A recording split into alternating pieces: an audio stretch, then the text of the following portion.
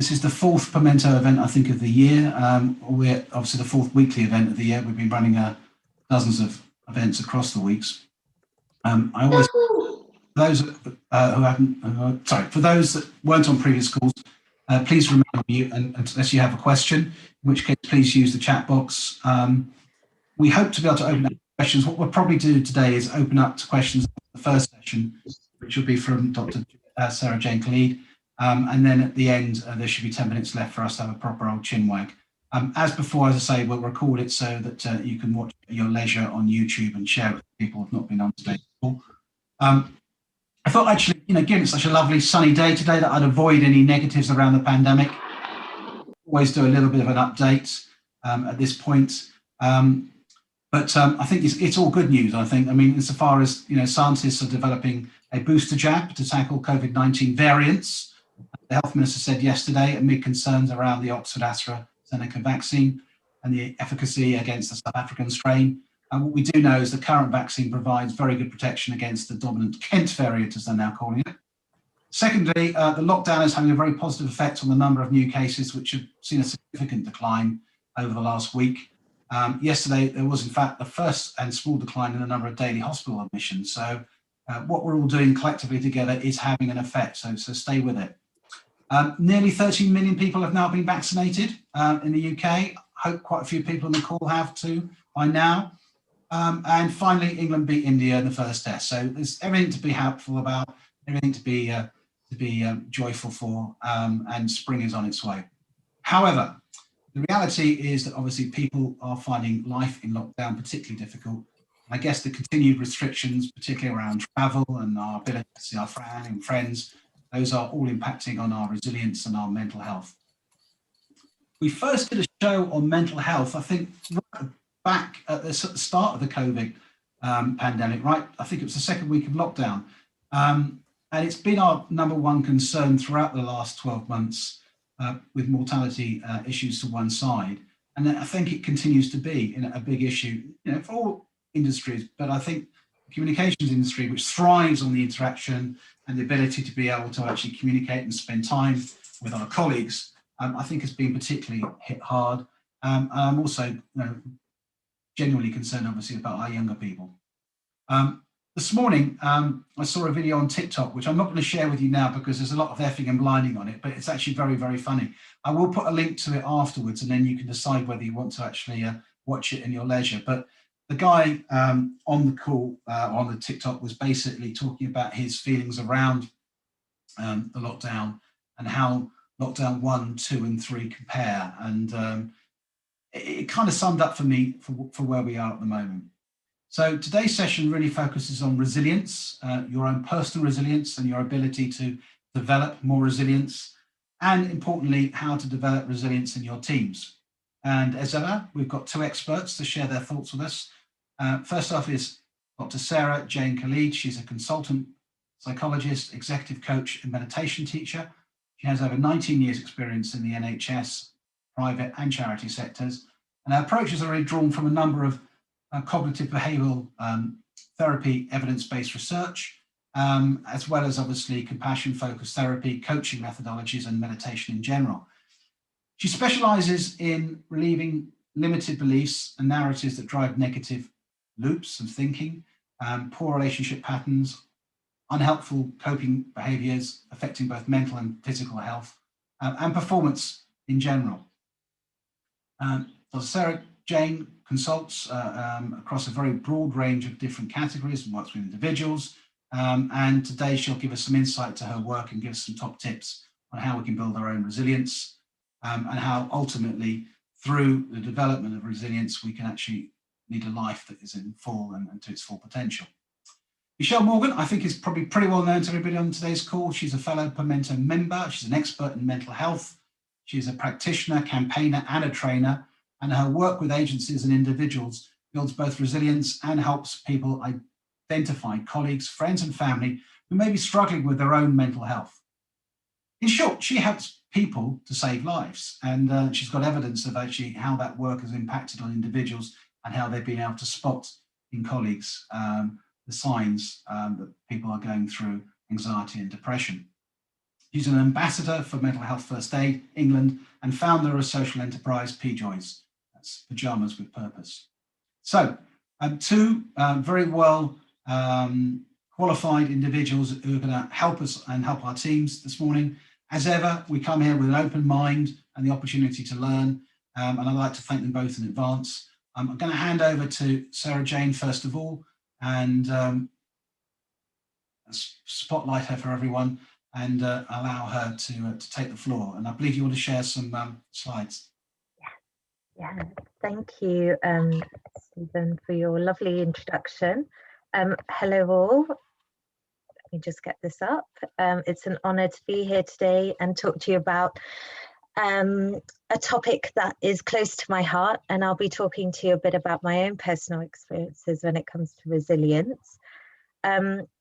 So yes, I'm a psychologist and coach, and I support all different types of people from all different types of background, national sports athletes, to students, to senior leaders in corporations, both in the UK and globally. And I guess I work with two different frameworks, one therapeutically, so with those people who might be suffering from anxiety, stress, burnout, depression, trauma, grief, but also helping individuals on a coaching front, so really with work performance, job promotions, bad reviews to career changes.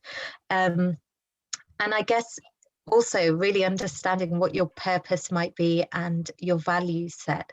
So they're the two different approaches. I've recently trained up as a meditation teacher too, because I'm super passionate about the benefits that meditation and stillness has to offer, both in terms of our physical well-being and emotional well-being.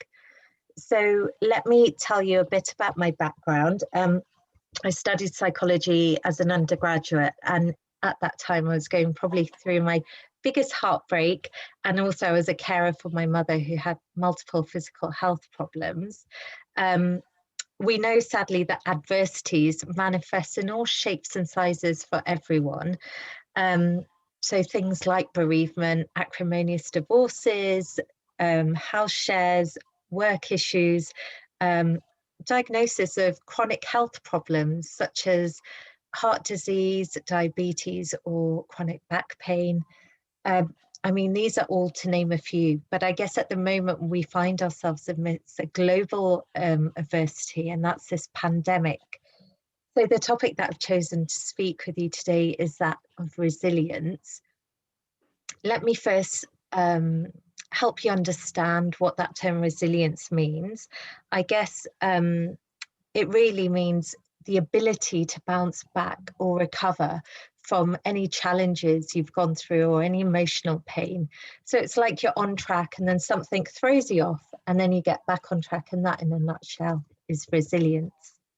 Okay, so I found a neat joke for my talk today. I hope you find the funny side to this. So here it goes. I saw a bird with broken wings and he had a resilient look in his eye. It was unflappable. So I really want to share 4 tips with you today to help make you unflappable during these difficult times we find ourselves in. So the first point that I want to talk about is acceptance, and I'll go into that a little bit more, and then also about how we can be selective with our attention and really select to see the good. The next point that I'd like to talk about after is really asking yourself a question: is what you're doing helping or harming you? And then the final point around social relationships and its impact on our resilience. Okay, so first of all, looking at research, we know that resilient people get that bad things happen. They go with it. They know that it's far easier to accept what's happening to them rather than struggle with it. There's a famous saying that what we resist always persists.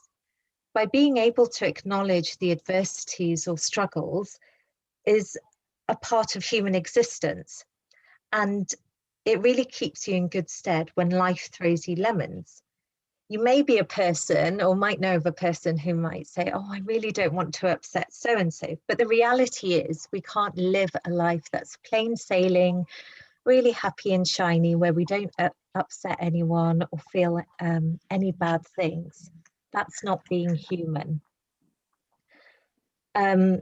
We have to, I guess, experience both sides of the spectrum to really appreciate what we do have and be in the moment and really take the moment for what it is and see the opportunities there. The truth is, life is challenging, and appreciating the process by being more accepting and saying, why not me, rather than feeling discriminated against and saying, why not me, rather than saying the classic words of why me, can be really helpful. Bad things happen to everyone. I think the real tragedy is that we seem to have forgotten this along the way and got trapped in this idyllic thinking. And I think social media probably hasn't helped in terms of the happy snapshots of people's lives that we might see both on Facebook as well as Instagram. And this has almost become our norm. There's this lovely analogy that I'd like to share with you, or poem rather, by a famous 13th century Persian poet called Rumi, called The Guest House. And I'm just going to read the poem to you. So, this, being human, is a guest house. Every morning, a new arrival, a joy, a depression, a meanness. Some momentary awareness comes as an unexpected visitor. Welcome and entertain them all, even if they're a crowd of sorrows who are violently sweeping your house, emptying of its furniture. Still treat each guest honorably. He may be clearing you out for some new delight, the dark thought, the shame, the malice. Meet them at the door laughing and invite them in. Be grateful for whoever comes, because each has been sent as a guide from beyond. I think this poem is a really lovely reminder of acceptance and inviting whatever shows up. I think sadly in the Western world, and particularly in psychiatry and the medical model, you know, they see symptoms of stress or anxiety and there's a great desire to get rid of them or reduce them in some way. Whereas I think if we can take more of a mindful approach and of accepting of what is without judgment, can really be helpful to really get through difficult times and situations. So accept whatever comes up, the good, the bad, the ugly. You see, resilient people have a realistic outlook and they make meaningful opportunities from anything bad. Okay, so the second point to help make you unflappable is to really choose carefully where your attention goes. Research shows that resilient people have a habit of realistically appraising situations by typically focusing on the things they can change and understand and accept where they can't. This is a very vital, important and learnable skill for resilience. Therefore, resilient people accept what they can't change and focus on energy on what they can. Dr. Southwick, a professor of PTSD and resilience at Yale University, found that resilient people reevaluate a difficult situation and look for meaningful opportunities within it. As humans, we're really good at noticing threats and weaknesses. We're hardwired for negativity and excellently attuned at noticing them. I'm sure some of you have experienced a partner or someone close to you saying, oh, I remember back in 2002 when you said X, Y, and Z, and I felt X, Y, and Z as well. It's really normal that, or natural, that negative emotions can almost stick to us like magnets, whereas positive emotions are rather like Teflon, they simply slide off. Being wired in this way is good for us because it's served us from an evolutionary perspective. And this is often what we call the chimp brain. Being hardwired is related to survival. Imagine that I'm a cave woman, and as I come out one morning, there's a saber-toothed tiger on one side and a beautiful rainbow on the other. It pays for my survival to notice the tiger. Sadly, the problem is now that we live in an era where we're constantly being bombarded by threats all day, and our poor brains treat it as if it's a tiger. Our threat focus and stress response is permanently dialed up high. Resilient people don't diminish the negative, but they do tune into the good. When my parent died 10 years ago, I wondered how would I ever cope with this enormous sense of grief. So one of the things that I had to learn quite quickly while I was studying for my doctorate at the time was to learn to look for the good the parent had given to me, the tools and experience we had shared, the sterling work they had done in their career, in the community, and even the planet. This is what psychology refers to as benefit finding. I guess in my everyday language, this is what I term gratitude. Gratitude can be related or referred to the meaning of appreciating what you have that isn't of monetary value, such as kind words from a friend, a new opportunity, a happy memory, a box of Lindt chocolates. Gratitude really helped me with my grief, as I would say to myself, well, you know, at least my parent led a full life and they weren't in pain in their last few days. And I'm grateful for the great memories we have, but as well as the bad memories, because from that came learning and growth. So from there, I was able to reach some sense of closure, and I knew I still had so much more to live for. Being able to switch attention to see the good is shown by science to be a really powerful strategy. It's hard to think that thankfulness can have measurable benefits, but it does. It's been linked with greater mental health, more self-awareness, greater fulfillment, better quality of relationships and performance. In 2005, Martin Seligman, who is the forefront of positive psychology, and his colleagues asked people to look at 3 good things every day. Over the course of the 6 months, they showed less depression and higher rates of gratitude and happiness. So this is a really significant finding because we can see that gratitude leads to long-term changes in the brain's neural pathway. The brain is actually an amazing instrument that's very malleable. Some people often think, oh, I can't change, or I was born that way, or it's in my genetics. But actually, we can strengthen neural pathways to create a different way of thinking and feeling and being. So appreciate everything, especially the ordinary, even the ordinary. Pema Chowdhury. When you start your day with gratitude, you'll be open to opportunity, not obstacles. You'll be drawn to creativity and not complaint. And you'll find fresh ways to grow, not surrendering to maybe the negative thoughts that only serve to limit your options. It shifts your perspective rather like an antidepressant. When you're in gratitude, the amazing thing is you can't be anywhere else. You can't feel sadness, anxiety, fear, or jealousy. According to UCLA neuroscientist Alex Korb, we truly can't focus on positive and negative feelings at the same time. When we feel gratitude, it releases the feel-good hormones, dopamine. And so it makes us want to feel more gratitude, and it becomes a vicious positive cycle. For years, researchers have shown that gratitude has also played a major role in overcoming trauma with Vietnamese war veterans. With higher levels of gratitude, they experience lower levels of trauma.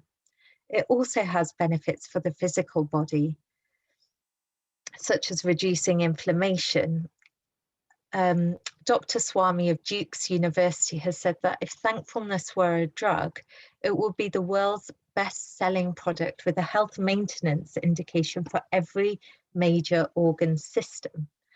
Now that's quite a statement to make. So given how good gratitude is, let's look at the practices that you could actually start today. There are a number of different practices. The first is gratitude journaling. So writing down either at the start or at the end of the day, your thank yous. And it can be thank you for the water you have. It can be thank you for the home that you live in. But the really important thing to write down is the why. So thank you for my home because I feel safe and secure. You can even get apps to help you record your gratitude, such as Grateful app. You can also write letters or cards to people that have shown you kindness or you feel grateful for in some way. Some of my friends even keep a gratitude jar where they might write a little note saying thank you, and then going through them at the end of a month or every couple of months with their family. You can even share one thing with your child this evening before they go to bed, or your partner, or even to yourself, of what you are grateful for that day. It's really important that you make an intentional, deliberate, and ongoing effort to be thankful in your daily practice. I've certainly noticed the benefits of this firsthand in my life, but also that of my patients and coachees. So the third point that I'd like to now come on to help make you unflappable is asking yourself a key question of, is what I'm doing helping or harming me? This was one of my go-to questions again and again when I was, in terms of what I was choosing to do when my parent passed away. Going out every night, throwing myself into work and studies. It's a pretty common coping strategy when we don't want to face some pain or feel difficult feelings. I've seen this so much in my clinical work. It might be binge drinking, it might be chain smoking, it might be taking drugs, it might be more even nuanced than that by web surfing or watching Netflix nonstop. These, I guess, are short-term strategies that alleviate how bad we might be feeling. But such coping strategies often cost us both physically, mentally, and emotionally long-term. So becoming aware of what you're doing is really helpful. Asking yourself, is what I'm doing helping or harming me, is one of the key questions you can ask to proactively enable your resilience. The fourth and final point that I'd like to make is around social relationships. Resilient people have good social relationships. Large-scale population studies have shown that positive relationships at one period of your life predicts less depression. Social relationships also has been shown particularly protective with older adults who have declining cognitive abilities or health challenges. As the American Psychological Association wrote in its resilience report, many studies show that the primary factor in resilience is having caring and supportive relationships, both within the family and outside. Relationships that create love and trust, provide role models, and offer encouragement and reassurance can really help bolster a person's resilience. Perhaps that's why when we're in trouble, we naturally look to our social networks for help, whether they offer emotional support, a simple helping hand. Having friends you can go to and talk to about your concerns really does help. Friends can also shine a light and offer you different perspectives.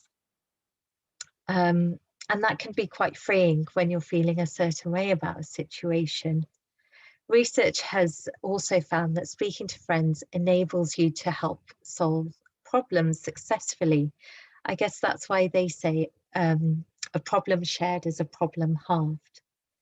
What is important to recognise is that we're social beings. We need each other during difficult times. I'm aware that this pandemic and lockdown means that we can't sadly connect in the way we used to by going over to people's houses or meeting at the pub or going out for dinners. But we do have technology. So please pick up that phone, FaceTime your friend or your family member. Resilience is by no means a fixed trait, but It is something that is present in all of us, and it requires very ordinary processes. You may be thinking that some of these points that I've shared with you today are all quite simple, but putting them into practice can be a lot harder. Because of these four aspects, they require commitment and willingness. The difference between those that are more resilient and those who are less may be in key aspects in how that person is and how much they want to put into action. If you have any personal questions you'd like to ask me, or ask me anything about that I've spoken on today, then please don't hesitate to ask a question now. We'll have a few minutes, or contact me on my email address. It's been lovely to speak with you today. Thank you for listening. Sarah, thank you very much indeed. I mean, a lot of very practical ways in which we can help build more resilience in ourselves. I've got a few questions, if I may, before we go on to our second speaker, and also I'm happy to open it up to the floor if anyone else has any questions. But the first question I'd like to ask is, you need to be resilient in yourself before you can actually, I guess, to a certain extent, spot anxiety and mental health issues in others, or unless you're strong yourself, it's quite difficult to be strong for other people, I guess is my question. And then particularly at the moment, when, as you say, we're having to rely upon technology, how do you go about spotting where your colleagues might be under duress, under stress at the moment? What sort of techniques, what sort of thing can we do as managers, as friends and as family to be able to actually spot these anxious tendencies in other people?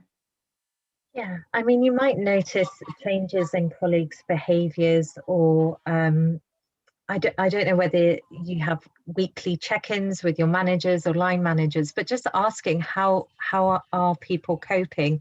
I think when it becomes a clinical issue is when it impacts your day-to-day activities. So if they are struggling to concentrate at work, or if they are having consistent problems parenting, for example, or struggling with sleep, that's when really you have to think about, okay, well, what can we do to help? What needs to change with work? What flexibility? What support can we bring in? And then signpost them. I think that there's a whole number of symptoms that might increase. I'm not sure whether Michelle will be talking about this, but in terms of maybe anxiety, worrying all the time, sleep problems, change in appetites, the very basics often can also, what's the word, deteriorate. So struggling with sleep, struggling to concentrate, finding it hard to relax, becoming more agitated or irritable. These are all sort of symptoms. I guess having a conversation and just being honest. But also if you're picking up as a manager, okay, there's been a few mistakes or something's going on, then to really raise that with them. Is that helpful, Stephen? No, yeah, thank you for that. Yeah, no, it's all about communication and spotting those tendencies in people. Mr. Hackett, if I can get you to unmute, I think you had a question.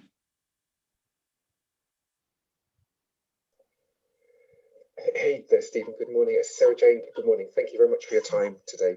I didn't mean to interrupt the flow, but I just thought it was interesting listening to Sarah Jane talking about the focus on individuals.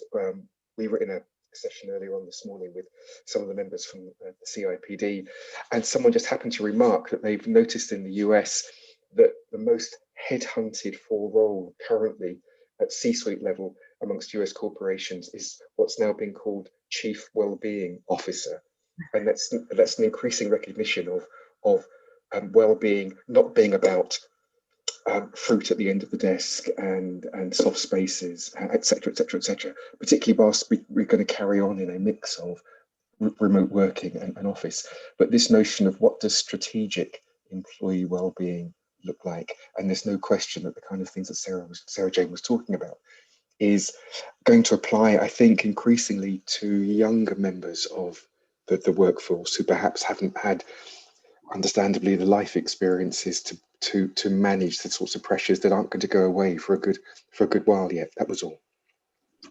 Yeah, I think it's a well-made point there, Paul. One other question here too, unless you want to comment there, Sarah. No, I was just going to say, I think, you know, we are sleepwalking in a mental health crisis right now because of COVID-19, and mental health, you know, a lot of corporations are taking very seriously and bringing in more psychologists and, you know, experts in well-being, because it's really taking a toll. So in a way, I'm pleased to hear that they are recruiting these types of people in those positions. And one other point that Jeff Date has made, and he's talking about the fact that it's a new phrase that I'm not familiar with. He said, we recently ran a session for business owners, and one of the business contacts or coaches had this phrase, oxygen mask. Just like a plane, they say you have to put your oxygen mask on before you can help others. Yeah, absolutely. Oh gosh, I talk about this all the time in all my consultations and talks. It's this idea that we need to really fuel up our own cup. We can't give from an empty cup. And if you're doing a lot at work or at home, it's, you know, how are you self-caring? What are you doing to fill up your energy? You know, are you getting a bit of time for hobbies or interests or rest or things that give you enjoyment? Because at the moment, I really feel that there's a lot of achievement going on. Everyone is throwing themselves into work if they can, or there's always tasks to be done. But we know with depression that we need an equal measure of things that give us joy and fun and pleasure. And granted, we can't now, you know, look forward to or go to the theatre or go on those lovely holidays. But what small things can we do on a day-to-day level that do just bring us that bit of joy? And it could be just having a salt bath, or listening to your favorite song, or just having a walk in nature. And the last question before we go to our second speaker is from Rebecca Danner. And there's a lot of working mums and dads on today's call. I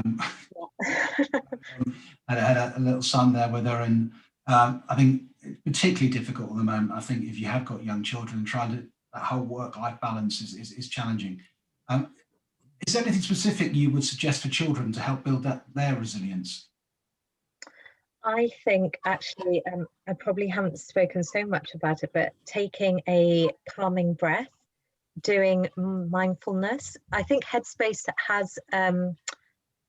has what's the word, like an exercise that you can do with children. So just getting them to take a breather, because with all of, you know, when we think about stress, anxiety, depression, when we get into that negative sort of thinking, it's about just creating a bit of space between the stimulus and response. And mindfulness, just getting them to be present in the moment, just taking them a car and really, sorry, I know I haven't spoken to you about mindfulness, but that in a sense, mindfulness is accepting what is without judgment, and it very much grounds with the sensory aspects. So just asking your child, okay, you know, notice their surroundings. What colors can they see? What can they smell? If they're feeling upset, just try to make them ground in the here and now, because we are so much in our minds, and at the moment it's how do we drop down into our body? How do we anchor ourselves with our breath? That's really important. I think also maybe doing the gratitude with your child is another lovely exercise you can also do. I think as much as you can, trying to be present with your child and doing some playful activity as well is also really important. But I'm no, sorry, child expert or child psychologist. I hope that's helpful. That's absolutely brilliant. Well, thank you once again for sharing your thoughts with us today, and as ever, very insightful. And if you could send me a copy of the presentation so I can share it with everyone afterwards, and along with your contact details, that'd be fantastic, Sarah Jane. And if you could just click off that slide for me so that I can then just bring Michelle up, that's absolutely brilliant. Sarah Jane will have to leave just before the end of the session today because she's got another consultancy to go to at midday. So I'd just like to thank her for her time. If we don't get a chance to speak again, and wish you well, and see you very soon. Okay, so Michelle, how are you doing? I'm good, thanks. You. I was very tempted to turn up with a cat filter on this morning because that keeps making me laugh all morning. That was just joy to wake up to today. Very funny. It is the small joys that certainly keep me going at the moment. And to Sarah Jane's point about gratitude, just even being grateful and, you know, remembering just a small joy can help us maybe shift our mood and support our mental health at the moment. So it's really good to be back. Nice to see you. Shall I go? So I think I've shared the screen. I think you want to share a few slides with us today.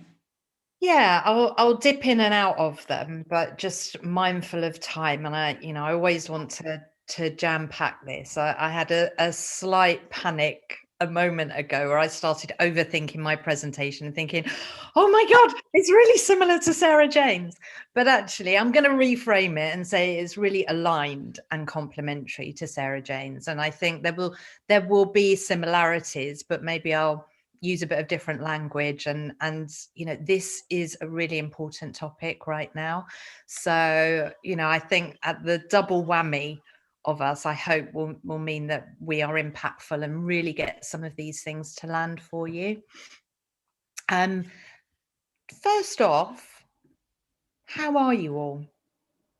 How are you feeling? Thanks, Annabelle. I like to just ask everyone, just tap into how you're showing up today, right? How do you feel today? And just write one or two quick sentence in chat, and let's just share with each other and connect with how we're doing, with no judgment, in what I hope is a safe space.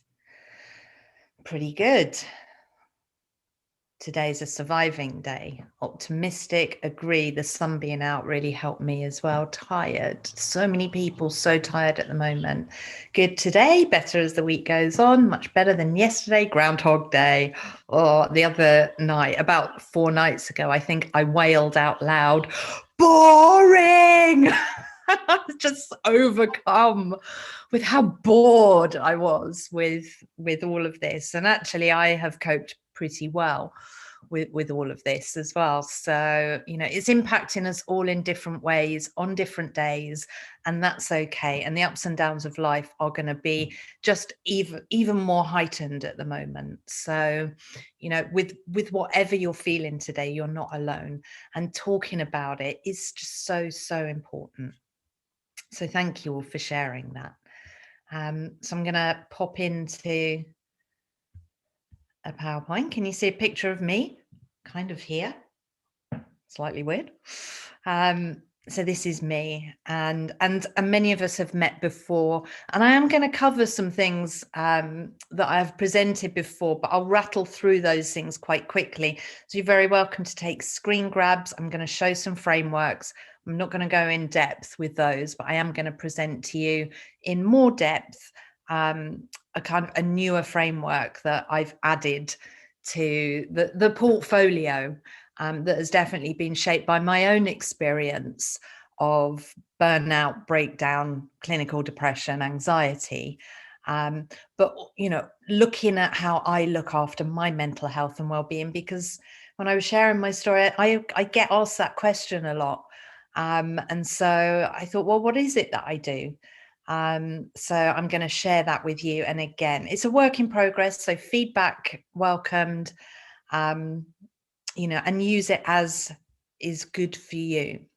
So a fellow Pimento member, Paul Woolley, and I think around the beginning of lockdown 2, wrote a joint paper together, and that was joyful in itself, because we met through Pimento, through this network, and could come together to look at some macro leadership strategies for dealing with uncertainty, and some micro guidance for survival throughout this really challenging time. And I think we were both being quite realistic, but I didn't know that I would be here in February 2021 in lockdown 3. But I think what I've done is, Stephen, if perhaps we would share the links to both, there's a part 1 and part 2. And I've just pulled out just a couple of reminders that I think are really pertinent to now and really pertinent to this topic. So just the context, the Lancet Psychiatry Journal in lockdown 1 wrote a paper about really the impending pandemic of poor mental health and mental ill health. You know, we knew it was a crisis already, but this has really sped up the crisis. And it's an interesting, if little deep, paper, but we've top-lined it in the essay that we wrote. And then again, in lockdown 2, the Centre for Mental Health brought out some research that they had carried out kind of in lockdown 1. And they estimated that 10 million people will seek support for their mental health as a direct result of the pandemic. 1.5 million of those people are young people, children and young people. Now that was in lockdown 1, that was in lockdown 2. I don't have any stats for you right at the moment, but you know, the severity of this situation and impact on our mental health and well-being just must have increased and will continue to increase. This is a leadership issue. This is a leadership issue.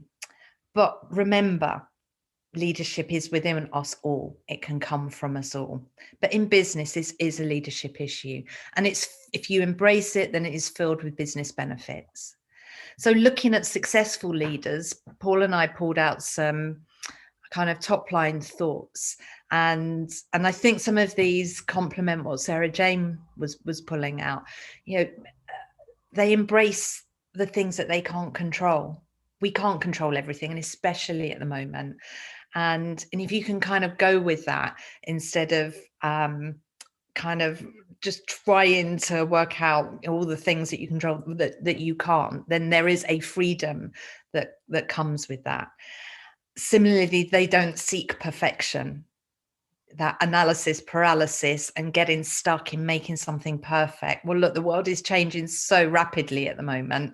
You know, let's get things out. Let's try, let's fail, let's apologize, let's, you know, seek forgiveness, not permission, all of those things I'm sure you've heard, you know, generally in terms of leadership traits and messages and thoughts.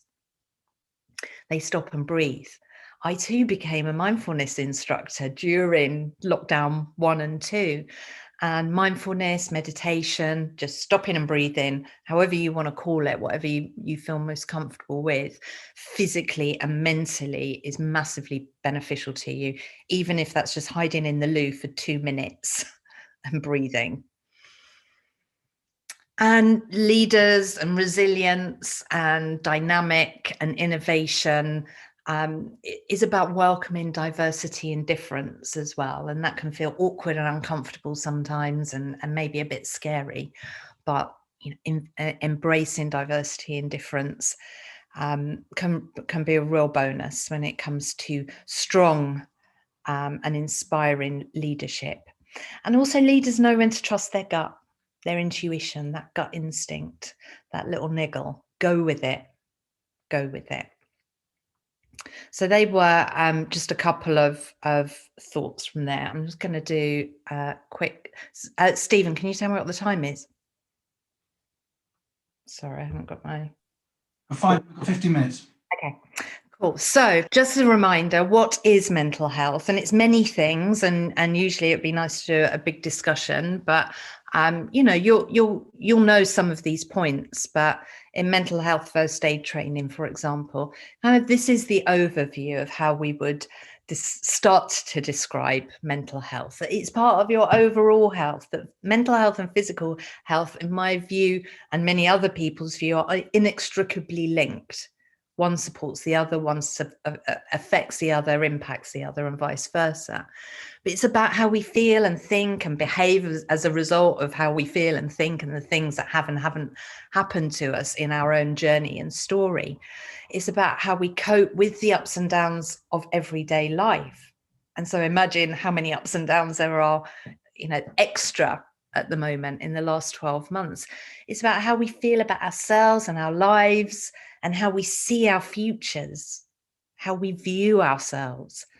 And it's about our ability to deal with negative things that happen. And it's about self-esteem and confidence, and also how stress affects us and how we deal with stress, our ability to manage stress, and also I would say identify stress within us when it's happening.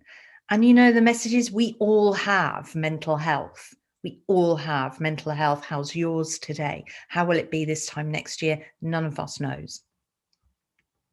Now, I think I've presented the stress dispenser. I've been working with it, and it might look a little bit different now. I can't remember if I've presented my version of the lemonade dispenser, just to try and make it a little bit more visual.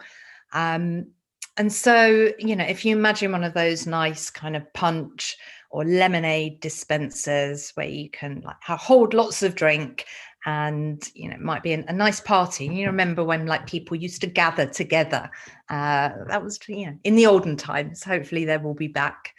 So if you imagine that stress dispenser as your own vessel for receiving and holding your stress. Now, everyone's stress dispenser is a different shape and size, and that different size represents your vulnerability to developing poor mental health. And some of us are more vulnerable than others. And this depends on the risk factors and the protective factors. And again, your journey in life and what makes you you. So there's nothing wrong with having greater vulnerability. But if you can understand that is what you have, then we can start to support ourselves and one another more thoughtfully and effectively. So bringing the stress dispenser and its job to life. Well, stress, everyday stress, good and bad, not all stress is bad, but everyday stress flows into the dispenser, into the container. And, you know, we have naturally, and those that we've developed, helpful coping strategies that help release the stress out of this little tap, where the lemonade would come out and make a lovely, refreshing glass of lemonade or a punch or something like that. And this is, you know, when our valve is working well, it means that we are probably managing our stress well and using lots of really helpful coping strategies. When stress starts to rise, as it will, we often begin to use unhelpful coping strategies. And so our stress starts rising. So more lemons are going in, more water's going in, more sugar's going in. And there is a possibility for many of us that we will reach an emotional snapping point. Now, we can all reach that, not necessarily all of us will, but we all have an emotional snapping point. But there are indicators, there are stress indicators that can be really useful. So I would encourage you to just have that moment of reflection, maybe just after this session, and ask yourself, what are your stress indicators? You know, what are the things? For me, I probably stop exercising and moving. I might stop talking. I'll probably become a little bit more kind of introverted and internalize things. I might become irritable. I might fancy 1-2 glasses of wine a little bit more regularly than is helpful to me. That point that Sarah Jane made. What is helpful, what is harmful? And often those stress indicators are the more unhelpful things that we tend to do because we're human beings. So you can use this stress dispenser, thought and idea, first for yourself, absolutely, the oxygen mask, totally. You need to look after yourself in order to be able to look after others, be of service to others. So look and understand your own lemonade dispenser, your stress dispenser. But then potentially, if you feel comfortable, if you feel confident, you can use this as a conversation starter with someone else. So this is a leadership issue as well. This is, you know, this is colleagues and peers. If we can maybe have an open conversation about generally or personally what our stress indicators are, when we see those rise in ourselves, when we see them appear in one another, that gives us maybe a more speedy permission to start a conversation or ask for help or offer help. So what do we need to do to support that stress dispenser? Well, we want to protect that vulnerable side of us, and we want to build resilience, which is why we're here in this talk. And that's not always easy. It's not always easy to talk about our vulnerability, or indeed how the heck we're going to build our resilience. And certainly a leadership issue where maybe we just need to be putting across that we're really resilient anyway and all the time. But, you know, we're not constantly in a resilient state. And it's good to build it, and it's good to be aware of it. And offering help and asking for help can often prompt this awkward pause, this space where I'm going to tell you about my mental health, depression, anxiety, burnout, breakdown, or I'm going to ask you how you are, how your mental health is. And that can feel awkward because I don't know how that's going to land. I don't know how you're going to respond to either of those questions. And so the easiest thing, back to our fight, flight, fight, freeze response that Sarah Jane brought to life. Actually, we're feeling vulnerable. We're feeling a bit scared. And so the easiest thing actually is to run. But if we hold the space, if we own our awkward, it helps the other person own theirs, and we push on through. And, you know, I know how many more meaningful, rich, helpful, useful conversations and then actions and consequences I've had by owning my awkward. So that's kind of one of my rallying cries at the moment, is own your awkward. It's a good thing. Now, I'm just going to put this up very quickly. The SENSE framework that I've presented before is about how to offer help to someone, how to have a conversation with someone about their mental health. And it is often good sense. So take a screen grab. I'll share these with you, and I can do, you know, complete workshops on SENSE alone. But you get, you know, it doesn't have to be overcomplicated. And if you've got this, you've got a framework and a start. And I do always add that extra S on. That sixth letter is sixth sense, and that is your gut feeling. If in doubt, ask. Having the courage to ask for help. Yeah, that it takes great bravery to ask for help. Harder than offering help often, but it does start with you. But I don't start with brave. I start with the bit that you're probably feeling kinder and more willing to do, which is using SENSE to offer help. But being brave enough to ask for help is essential. So then moving into the M plan, and I'm mindful of time. I never have enough time to get into, you know, it would be lovely to have a big conversation about this, but, you know, here are the things that I do: the Mish plan, the Michelle Morgan plan, the me plan. But if you use it, it's still the M plan because it's your me plan. So how wonderful. So, you know, this is a way that I can kind of cheesily remember the things that I do to protect my vulnerability and to build my resilience and to look after my mental health. And that is about moving. I prefer not to use the word exercise because I have an aversion to it. It makes it feel more scary, but I know how important it is for me to move. And in lockdown, that can sometimes be hard because of my stress signatures. So what is moving to you? Walking, stretching, cycling, running, just moving from one room to another is good enough. It's that, if that is your best today, what gets your heart beating faster? Meditate. We've talked about meditation, mindfulness, just stopping and breathing. But it's those things that help you get out of your head and create a little bit more of a sense of calm. So what are you noticing, listening to, just stopping? But for some people, they say running is my meditation. So again, how do you interpret this in a way that is best for you? As human beings, we are born and have an innate need to make. And we've seen that coming out with sourdough bread and banana bread and you know, people playing instruments again after years, or playing with their kids, or getting into gardening. What makes your heart sing? What can you do to break from work and the everyday slog and just make something? Meeting is about connection. And again, Sarah Jane talked about connection. This is about talking, calling, you know, finding creative ways to continue to connect with one another.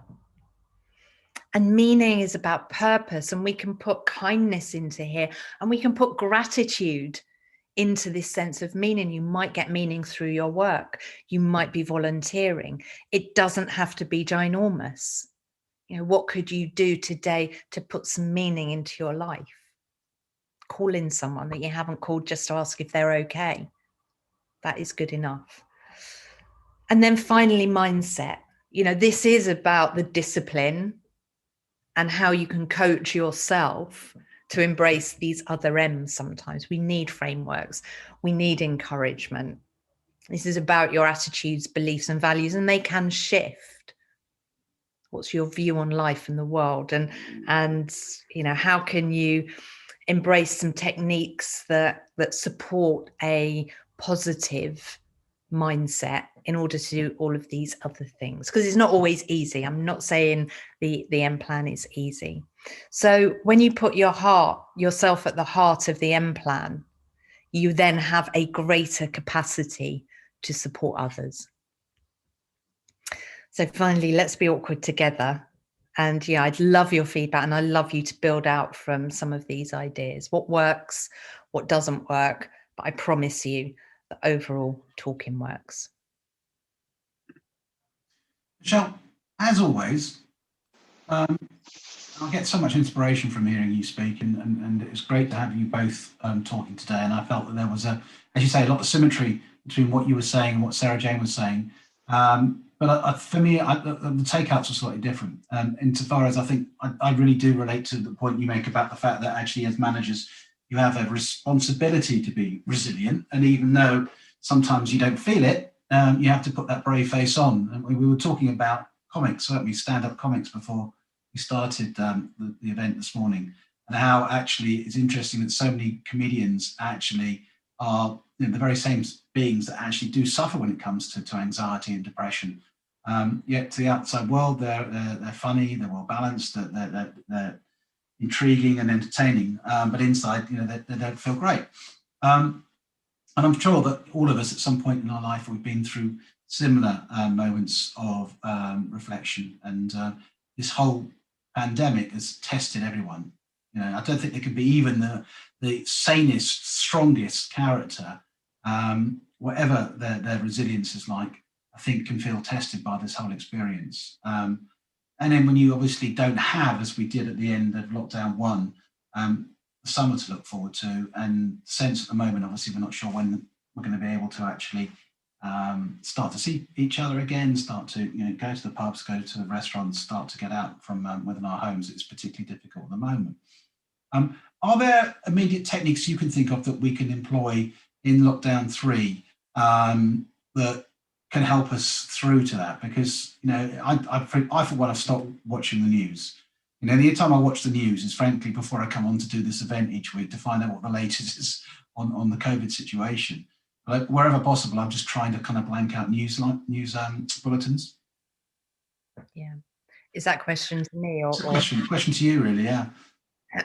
So I mean, I think having a greater discipline for me certainly is important at the moment, because my observation is, now we're not making the sourdough, and we're not doing that daily run that we did in lockdown when it was all just so bizarre and everything stopped. So I think there is a daily discipline, my daily do's and daily don'ts I have to check in with, or using that. And please don't think I use that M plan every day.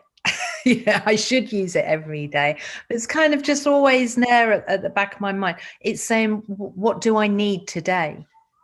What do I need today? Which ones am I kind of really good on? There's some that are just quick wins for me, but actually what are the ones that I'm not really doing or thinking about? So, but I think for me, certainly a greater discipline, a better discipline around looking after myself, because it's not easy. No, you have to work on it. Yeah. Okay. Great. Well, look, as ever, we have run out of time, I'm afraid, but I'd like to thank you for joining us once again, and also encourage you, if you can, to share your slides with us. A lot of people are asking lots of really good feedback and gratitude from everybody in the chat. So thank you once again. A quick reminder for everybody on the call. Next week, a little bit different. We've got Mark Howell, who's the Managing Director, EMA, Europe, Middle East and Africa for Google on the call. We have a fireside chat and an opportunity to ask the chief of Google what the hell's going on and what the future of Google might look like.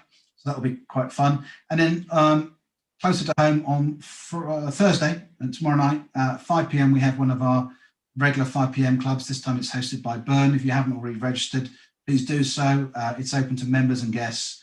And Isabel will post the registration details on the screen. And that's all really. Just beyond thanking you for sharing us with your insights today, to our presenters. Thank you to everybody for attending. And remember, stay safe, stay sane, and stay at home. And we'll see you all again next week. Cheers then. Bye-bye. Bye. Bye.